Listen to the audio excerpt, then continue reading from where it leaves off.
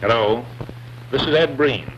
Not long ago, I had the opportunity to visit a number of plants and industries in this area that contribute to the economy of this part of the country.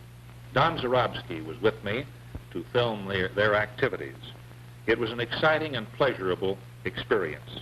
We hope that you'll enjoy the record that we made of those visits. This is Fort Dodge, founded by government order in 1850 as an outpost against the savage Sioux. Some of its names are old. This fine art gallery was the gift of Colonel Blandon in memory of his wife.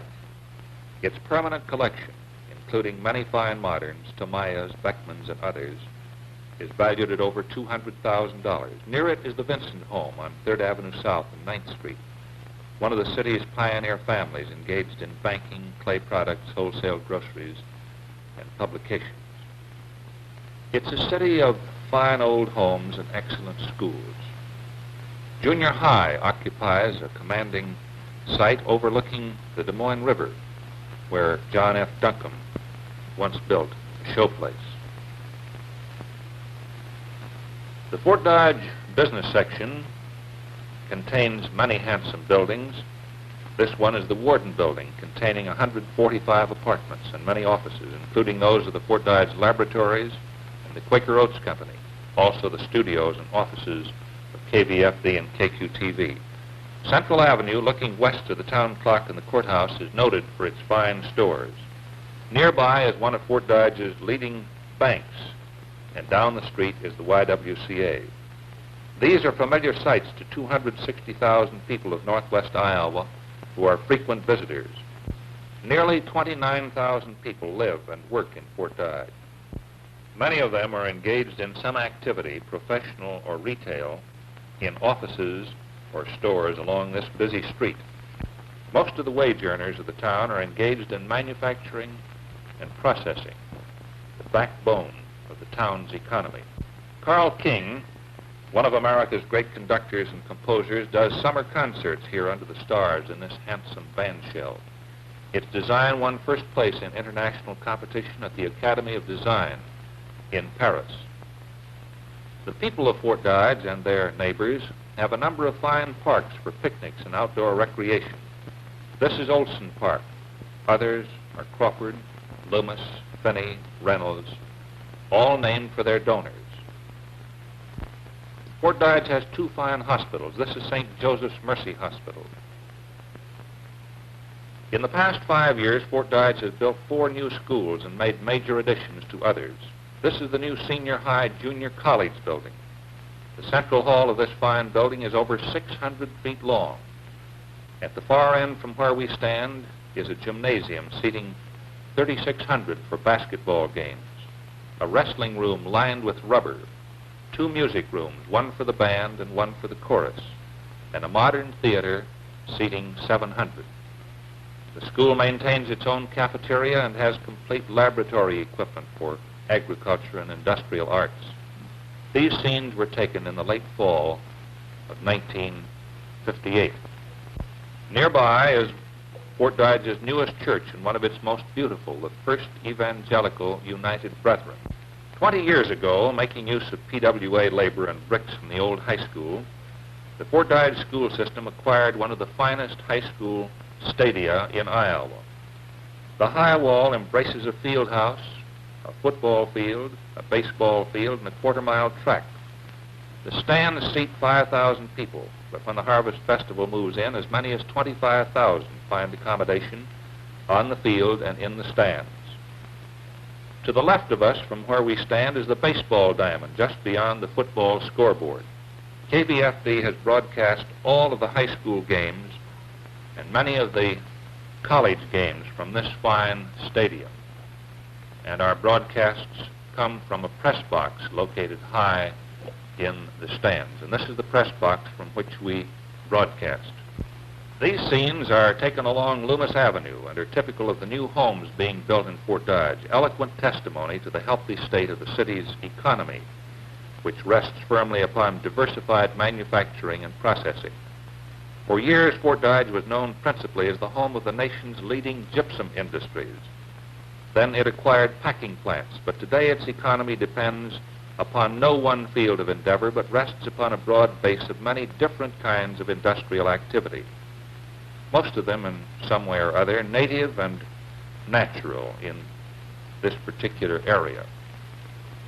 This street we're going along is known as Loomis Drive. It's in northwest Fort Dodge and lies just above Loomis Park, and to the west of it lies the Des Moines River. This lovely old school, Corpus Christi, stands at the north end of Seminary Square. Adjoining it are the new parish center to the right of the screen, and to the left is Corpus Christi Church, the oldest Catholic church in Fort Dodge, and one of the oldest of all our churches. Its bricks were fashioned of native clay. This is another view of South Junior High. The fenced-in area, now a playground, was once the deer park of the late John F. Duncombe, lawyer, publisher, and hotel owner.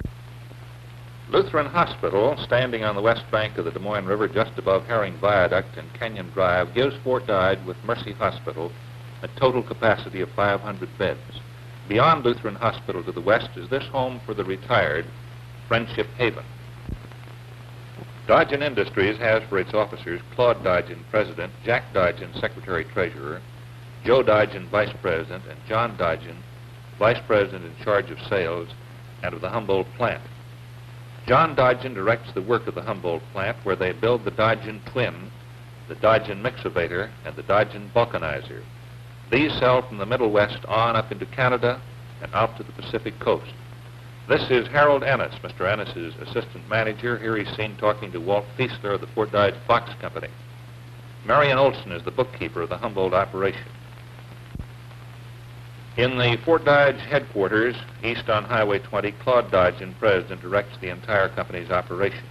Jack Dodgeon, the Secretary and Treasurer of the company, says their machines are sold by 800 implement dealers. This is the area the Dodgeon Industries covers, pointed out by John Dodgeon. During the past year, there were some notable increases in the company's business, and the Dodgeons are optimistic about the future. The Humboldt plant builds a self-unloading wagon box that is sold principally to cattle and hog feeders.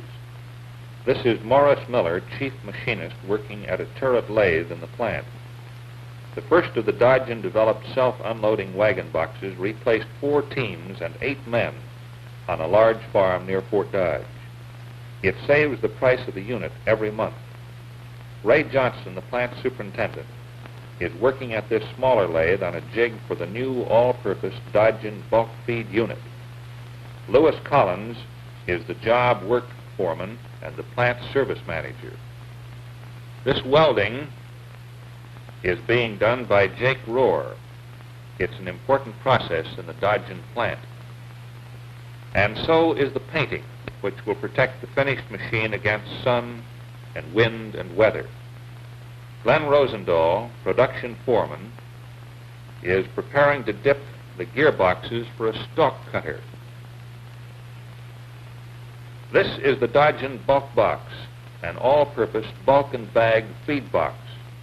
It will carry loose feed and also feed in bags. John Green and Ray Holland are working on it. This is the completed box, one which is very popular now at a time when the feed industry generally is converting from bag to bulk feed. This box handles both. This is Dodgeon's famous Mixovator, a new product designed to permit the mixing of feeds as they are being delivered to the farm. The Mixovator hauls, unloads, elevates, and mixes, but it does all of its mixing with scientific accuracy, as it carries with it its own built-in scales right at the bottom of the Mixovator. The Mixovator mixes feed or feed with supplements, and it does it just as the customer wants it. Dodgeon products are sold everywhere in Canada, in the United States, in Latin and South America. This box was sold to Felco, with headquarters in Fort Dodge. Members of another Fort Dodge family manufacturing for the farmer are the Burches. If it's made of canvas, the Burches make it, and often if the product was once made of canvas, they still make it, as in the transition from canvas to aluminum awning. Paul Burch, general manager, will tell you that Burch makes both in its fine plant at 618 First Avenue North. The Burches, in canvas for 3 generations, are best known now for their famous heat houser. Seen with Mr. Burch is his secretary, Ada Gordon. Farm and truck tarps have to be repaired, so people everywhere in this area bring them back to the Burch Manufacturing Company, where they were made. Repairing these heavy canvases is rough on machines, but when the machines go out of order, Jack Bradley knows just how to fix them. Here's the beginning of the heat houser. 50 layers of duck are laid out. This is 10-ounce duck, heavy to resist weather, to keep out cold, to outlast the tractor it's built for. This is Mary Garrett. She's been with Burch's 9 years. She puts the pattern on the canvas, then with her electric knife slices through 50 layers, just like they were butter. Bev Bailey, in charge of this operation, is using the silk screen process to place the heat houser insignia on the canvas. Then the canvas is hung up to dry. Now that the canvas is cut and stenciled, it's ready for the sewing machine. Now this is a skilled operation, and the women who are working in these scenes, Helen Hans, Bernice Miller, and Lucille Schleich, are expert canvas tailors. They bind the canvas, they sew it together. They put on the heat houser flaps. Heat housers battle the weather. They keep the farmer warm. They create the cab in which he rides on his tractor. So every seam must be fast. Every flap must hold. Heat housers require grommets. These are metal-lined eyelets. Wilma Shadbolt puts them in. Not all of the heat houser is made of canvas. No, a good deal of it's made of plastic. The heat houser is a cab that the tractor operator must be able to see in every direction. So the wings are plastic, and Vera Hanrahan is seen here making them. Tom Stapleton is shaping this heavy plastic that makes up the all-important heat houser windshield. Betty Schaefer sees that every package contains all the parts called for. And these are tailored, you know, to fit some 200 different kinds of tractors. From here it goes to the shipping room, where Clarence Camerar takes charge. Well, the day we were there, heat housers were going to Texas, Idaho, Indiana, Ohio, New York, Utah, South Dakota, Colorado, Pennsylvania, Oklahoma, and 13 other states. The Burches make everything that's made of canvas. They make awnings of aluminum. They make them all with the same care and skill and honest workmanship that has made heat houser known from coast to coast and all over the world, where men ride tractors and need protection against rough weather. The Lehigh Sewer Pipe and Tile Company, started in 1907, has its home office in Fort Dodge. John DeGroff is the sales manager. Joe Bryant, the general manager, says the demand for vitrified clay sewer pipe is on the increase. Here is the plant just south of Lehigh that eats up 200 tons of clay a day, turning it into the finest vitrified sewer pipe that it's possible to obtain. A recent addition to the plant costs millions of dollars, but it is still not big enough to meet the growing demand. The clay comes from this pit. Cranes loaded into trucks. It's almost rock hard. When it's dry, you can carve it with a chisel, and it takes a high polish. From the pit, it goes to a crusher, and then down into this grinding pan where the great wheels rolling over it reduce it to a powder as fine as talc. No superior has ever been found to this clay for use in sewer pipe. After the clay is puddled into a thick paste, it's run through a huge shaping machine, and it comes out looking like this. The men working on this section of pipe were Sevia Vandy and his assistants. The making of special joints is a hand operation and done while the tile is still green. This is the new part of the plant, and you're watching a plug machine making small sewer pipe. The paste or mix or puddle is squeezed out through this machine much as you squeeze toothpaste out of a tube, or a cook squeezes frosting out of a pastry tube. Here, the pressure needed to form this thick clay mix into the form it must take is tremendous. As you can see, it's almost all automatic. The plunger forces out the mix. The tube is cut. The bell is formed. The grooves are made. The pipe rolls down the incline. The arm picks it up, stacks it on a slab, or on a sled, as they call it. These small pickups are gasoline-driven. Fumes, however, are slight and cause no difficulty in the plant. The men are Nello Delacisa and Dale Nemachik. They take them from the pug machine to the drying room. There they stay for 48 hours. During the whole operation, except for the making of joints and special pipe, there's no time when the pipe is handled by hand. From the curing room, the pipe, still unburned but dry, is moved to the kiln. This is a tunnel 400 feet long. Here it moves slowly while the temperature rises to 1960 and then slowly drops again. In 50 hours it reaches the other end. The salt glaze has been applied and it comes out gleaming tile. Well, these are the old kilns, the beehive type kilns, many of them built over 50 years ago. A renovation of this part of the plant is already in the works. Finished pipe are stacked in the yard, but as Lowell Hendricks, plant manager, says, it goes out about as fast as it's made by truck to all parts of the Middle West. Over 190 people work here the year around. Its diamond brand, the company's trademark, is known as the sign of quality everywhere.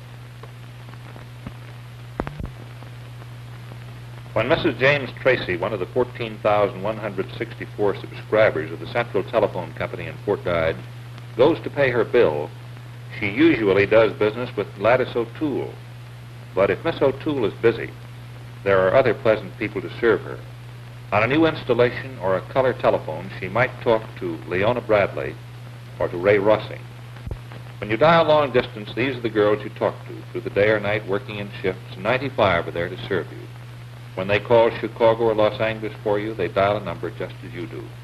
And ultimately, you'll be able to do the same thing. Dial just anyone you want, almost anywhere in the world. When you dial information, you talk to these young women, Christine Anderson, Mrs. Gerald Fulton, and Jean Ann Brown. In these books at their fingertips, they are able to find the information that you need. Ken Young, seen here in his office, is the division manager of the Iowa properties of the Central Telephone Company. Lloyd Bruner handles public relations and sales. Part of his job is to point out how handy another phone can be.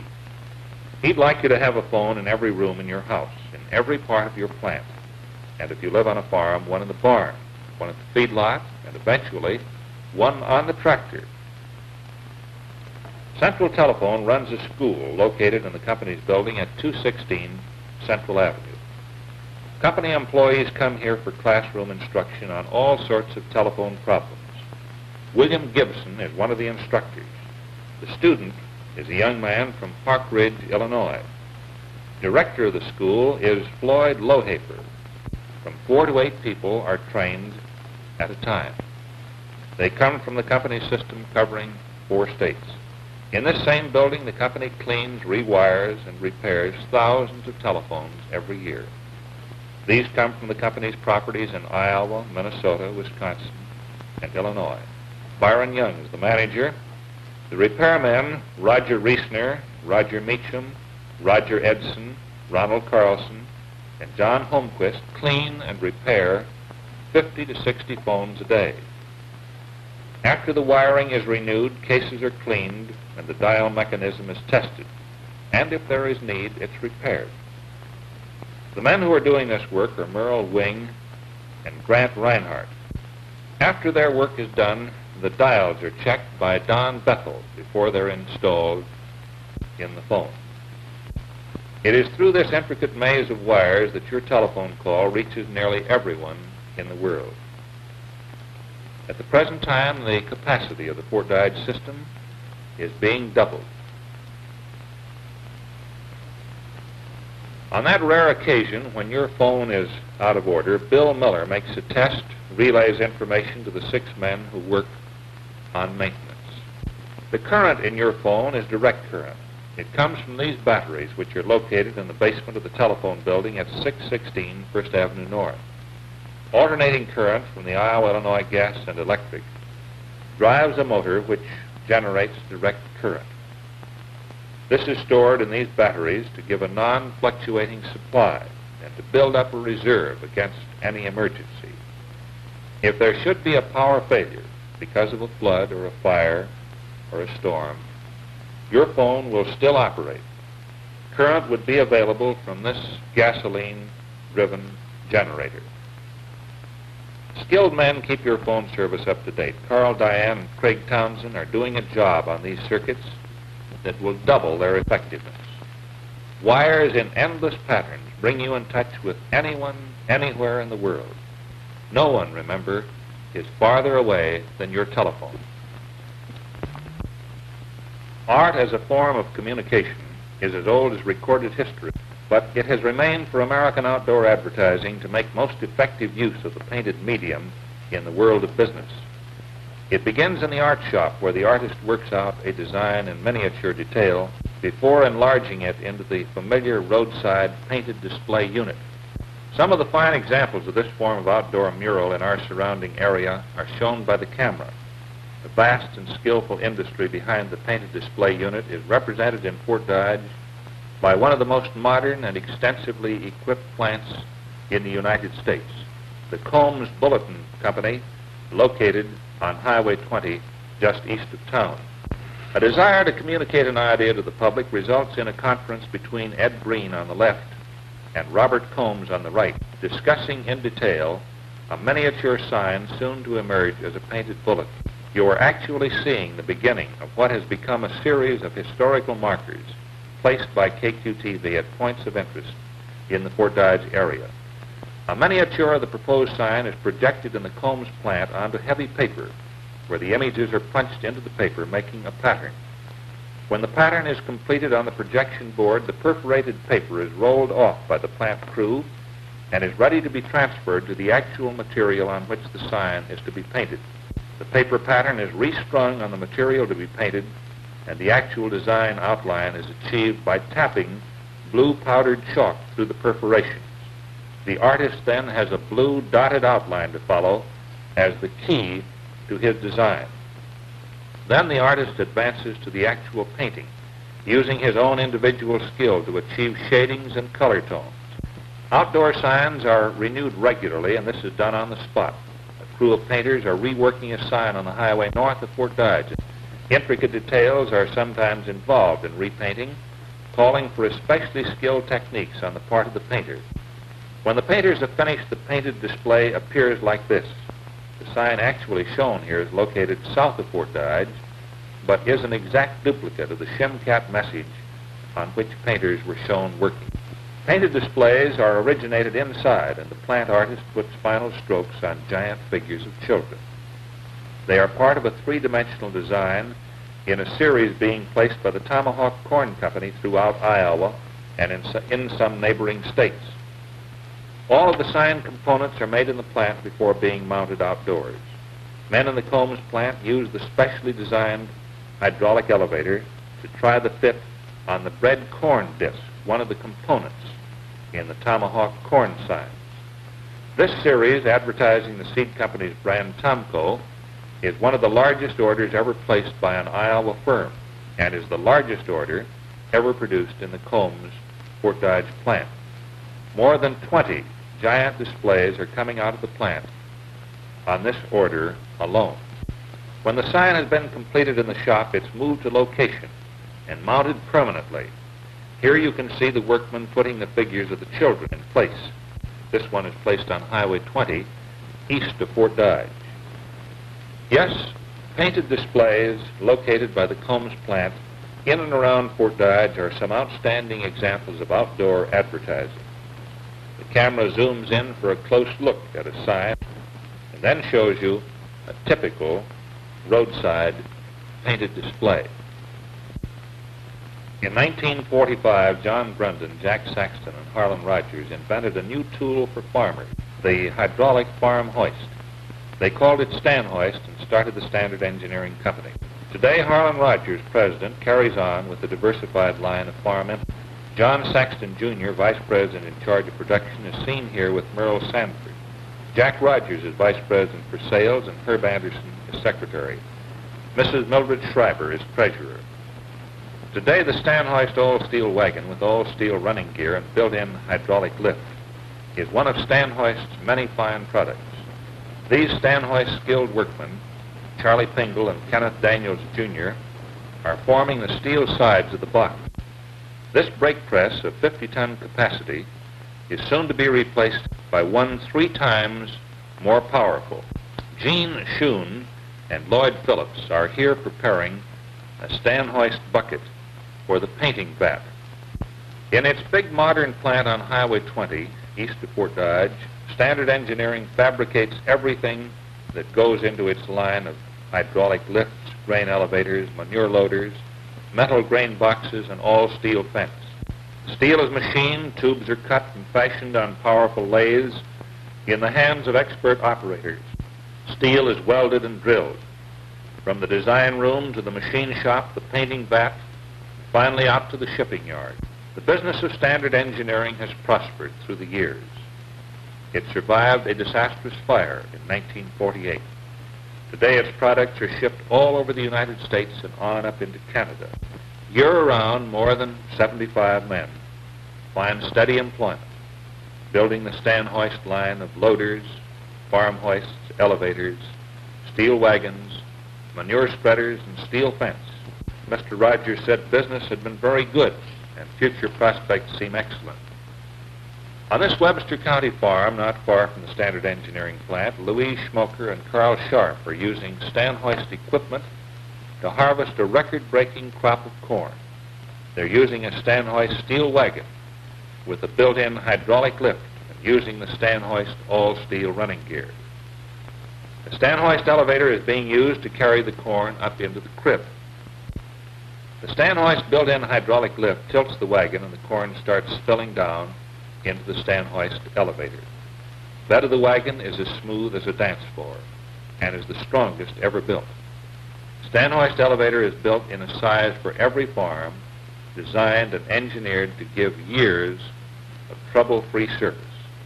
As you can see here, the carryaway is big and built to handle the load fast. And here's the Stan Hoist fence, the newest product in this fine line. All steel and galvanized, it's attractive, it's strong, it's easy to put up, it requires no painting, and it will last forever. No nails are used, it's all bolted together. It will never sag or warp or rust or split. The first cost is the last cost. It looks better and gives you the protection you want year after year. Standard Engineering is one of Fort Dodge's fine industries, continually in search of new products for the farm.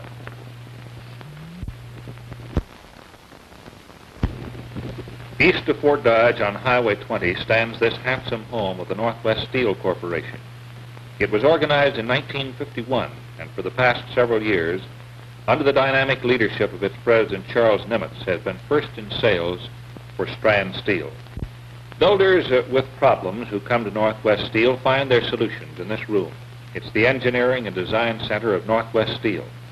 Here you will find men busy designing schools and auditoriums, as well as great storage buildings. Many of the fine steel buildings that you see in Iowa had their origin in this drafting and design room. In its own shops, Northwest Steel is ready and able to handle any kind of building at all that's built of steel. In the fabricating shop, men weld and cut steel and shape it, as in earlier days men shaped and cut wood. But here the building is being done with steel, the modern building material that does every building job better. Skilled mechanics work from architect's drawing. Machines do their bidding to produce parts, ready to be fitted together on the job with tolerances of less than 1/1000th of an inch. Everything is done in the plant. When the parts reach the job site, they fit exactly. It is this organization that has made it possible for Northwest Steel to erect as many as 15 buildings in 15 days. Here the steel is cut. Some will go into buildings in color, an exclusive process with strand steel. In 13 counties of northwest Iowa, Northwest Steel has erected buildings for the storage of grain.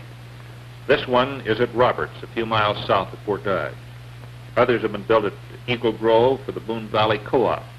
At Coon Rapids, Northwest Steel built one of the largest processing and drying plants in this part of the world. You can build a Northwest Steel building any time in the year that you can pour concrete. 13 steel crews are ready to serve you, and 9 concrete crews, 200 skilled people, are at your service. This Northwest Steel building, seen here in the process of erection, is finished now, and you can see it at Clare, Iowa, where it was built for the Clare Co-op elevator. All of the component parts of the building come to the site, drilled, ready to be fitted together. Once they are up, some of the parts will be spray painted. The sides and roof need no painting because they are made of rust-proof galvanized steel, a strand steel product that will endure forever. Northwest Steel buildings are beautiful as well as rugged, and they combine strength with